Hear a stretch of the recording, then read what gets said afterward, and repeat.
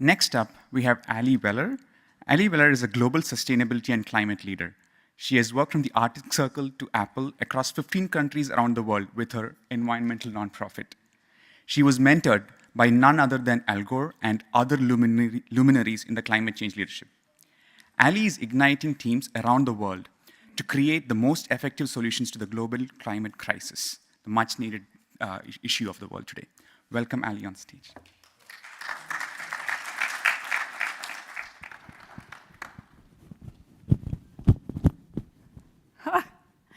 Wow, what a great group. Okay, look around the room for a minute. This is one of the most beautiful theaters on campus. It's acoustically beautiful. And also take a look at each other, because I've spent the last couple days with many of you, and these are some of the most brilliant and inspiring people that I've been with in quite a while. And so we're very lucky to be here today, and thank you for being here. My name is Ali Weller, and I'm a sustainability and climate leader. I work at Apple, but I'm not here to represent or talk about that. Before Apple, I did environmental work in the Arctic Circle. So today I'm going to share about how the Arctic taught me to lead with courage. A little bit blurry because there was a blizzard.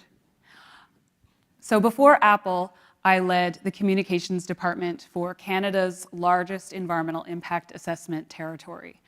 I studied biology, law, and climate science with a master's degree in environmental studies and trained by Al Gore in climate communications as a climate leader.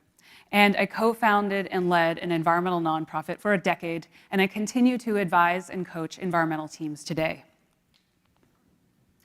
I lived in Cambridge Bay, Nunavut, an Inuit community on the Northwest Passage on the 69th parallel. You can see right there on the Northwest Passage.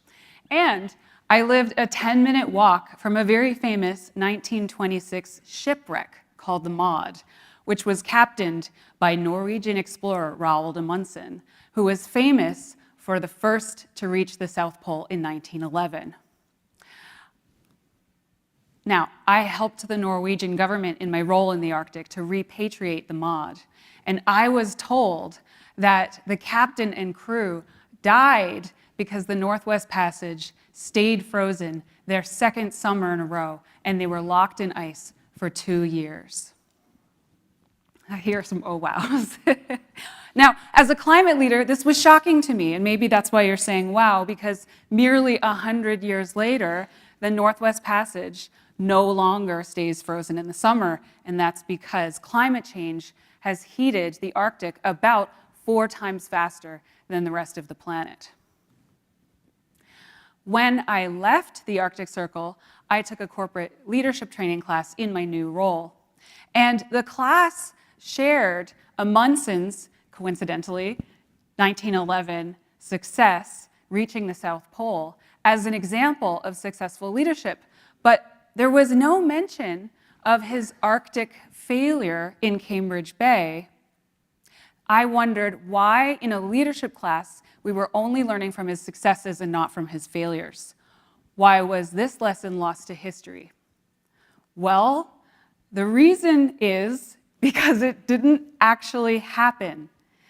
I was shared with misinformation, and I'm going to admit to you something today that's very vulnerable. I believed an incorrect story for a decade. The real story is that after Amundsen left the South Pole in 1911, the Maud was sold to the Hudson Bay Company and was moored in Cambridge Bay, where I lived, where it was for many years until it sank. And Amundsen died in a totally unrelated incident flying a rescue mission across the Arctic Ocean in 1928. The only thing that was true about the story that I was shared with was that the Maud ended up in Cambridge Bay and sank where I saw it, this picture that you see here, and that due to climate change, the Northwest Passage no longer stays frozen in summer. Now, why am I sharing this story with you? Because as leaders, our stories matter. And sometimes when we share our stories, we also make mistakes and we must correct them. I shared the incorrect story, and I'm going to now make amends. And luckily, I learned at Stanford from Professors Callender and Flynn some best practices for correcting ourselves as leaders, learned from crisis management and communication with impact. However, it's still hard. Even if we have the strategy, we have to do the inner work because it's difficult to take ownership and make reparations. And part of the reason why is because of fear of failure. There can be shame that we need to overcome to be in our strength. And part of the reason is because fear of failure is pervasive across cultures. Now, my fear of failure is of the inability to communicate the truth adequately and with impact. And as a climate leader, I'm especially concerned about misinformation because it can be politicized to manipulate public sentiment and even policy. I see lots of nodding here. Who here cares about climate change? Okay, there's pretty much everybody. And if you didn't raise your hand, I hope after this talk you will. So it's very important to be able to iterate on our solutions and also iterate on the stories that we tell. And in the time that I spent training with Al Gore, I've seen the way climate communications and storytelling has evolved over time. Now, fear of failure can have real consequences for our own lives and the success of our teams. And I'm not saying that fear itself is unnatural because our brains evolved to experience and signal fear as a way to keep us alive and safe. It's just that in teams, fear, including fear of failure, can lead to a toxic dynamic that risks our ability to be creative, to innovate, and to act. And Professor Baba Shiv at Stanford talks about this in his Neuroscience of Leadership class. An aspect that's related to this is what he calls the blockbuster effect, which is an organization's tendency to, as it matures, tend toward risk aversion, overuse of perfectionism, and what he calls a type 1 mindset from a neuroscience perspective, which contracts in fear. And the reason why it's so important, the why it's so important to overcome fear of failure with teams is because it can be a lifeline for creativity, innovation, and action. Why this is important on a global scale is because of the magnitude of what's at stake when global teams lose their ability for creativity, innovation, and action. Now, two urgent needs belie the importance of overcoming fear of failures. The first is that we must solve the biggest challenges of our time together. Complex problems like climate change require many people, require all of us working together in many teams, big and small. Alone, we can do so little. Together, we can do so much. The second urgent need is that we must understand when immediate action is more important than perfect solutions. With complex problems like climate change that compound and are urgent and time-bound, perfection can be the enemy of the good when we need to act now to start turning the ship. As Jonathan Foley has said about climate change solutions, now is more important than new, and time is more important than tech. And if you want a little elaboration on that, check out Project Drawdown's website on the most impactful solutions that we can invest in now and which ones are being overinvested in and causing distraction. My antidote to the inner work of this on teams is what I call productive failure mindset.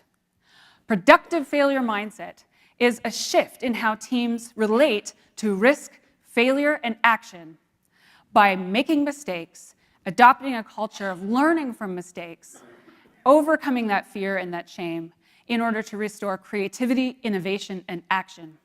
I came up with the seed of this idea while co-coaching a team in Teresina, Brazil, with an organization called the Gigaton Challenge, which has the mission to create the world's most effective solutions to address the global climate crisis. And the mission of my cohort was to reduce a ton of CO2 emissions in 2 weeks. And my team did this by iterating, by making mistakes, by failing, by learning rapidly, and it used an agile rapid prototyping method to come up with an idea to divert waste from landfills, food waste from landfills. And this way, they were able to divert a ton of CO2 equivalent emissions in 2 weeks. And they were so successful in this that they were able to create a blueprint to scale across Brazil. And what made them successful is that they started asking the community right away what they needed. So they were grounded in the real world in conversations. They didn't start with a plan that was theoretical, they went right to the conversations. They started prototyping and testing immediately, and then they asked for feedback early and often with the community. They didn't wait for a perfect plan, they made mistakes, they learned from them, and they iterated rapidly. This required courage in the face of fear. It also required a shift to seeing failure as research for future successes. It also required implementation of a growth mindset, and me and my co-coach, we needed to model and create psychological safety within the team and keep doing that and reminding and demonstrating it. It also required an understanding of the difference or discernment between bad failure and good. So good failure, I mean strategic, productive, and iterative, and an ability to make mistakes and learn from them. And in this way, they were able to effectively have many low-calorie failures that took them toward action. Low-calorie failures is something that Baba Shiv taught me about.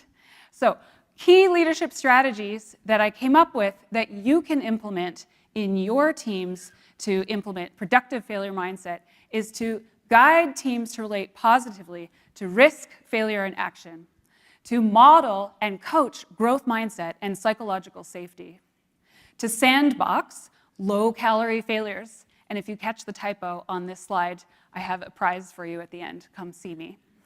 Little game. And low-calorie failures being small failures to get to big wins through an experimental process using an agile, rapid prototyping framework. And then to engage the community early and often to make even action a prototype. So if you would like to learn more about engaging your teams with productive failure mindset, then get in touch. Or if you're already doing something with it like this with your teams and you'd like to be featured in a chapter of my upcoming book or be interviewed on my podcast, then please reach out. Because when we give ourselves permission to fail, we give ourselves permission to excel. After all, we are all failures sometimes, at least the best of us are. Thank you.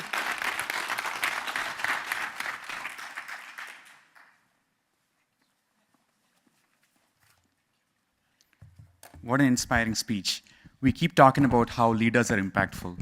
Think about the impact that she spoke about. Gigaton challenge in 2 weeks. In 2 weeks. Thank you, Ali, for inspiring all of us and setting the stage for many sessions today about climate change and how we all can contribute.